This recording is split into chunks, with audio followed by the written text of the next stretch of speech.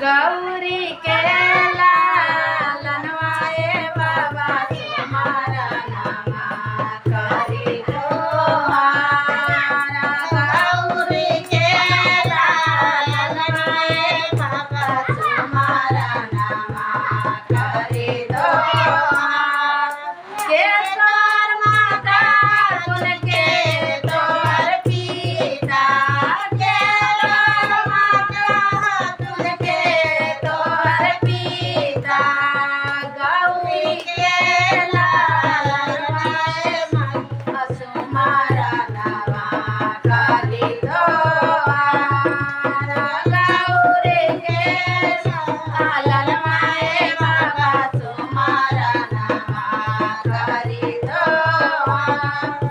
माता जग पार्वती पिता महादेवा, माता जग पार्वती पिता महादेवा।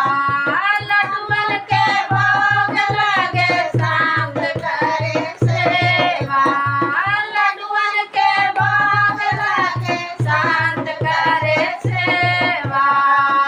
गौरी के लालनवाए बाबा तुम्हारा नामा करी दोहारा।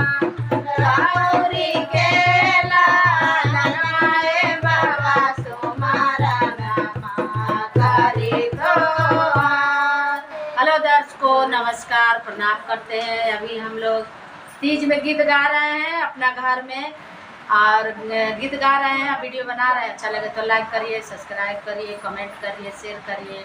नमस्ते, प्रणाम।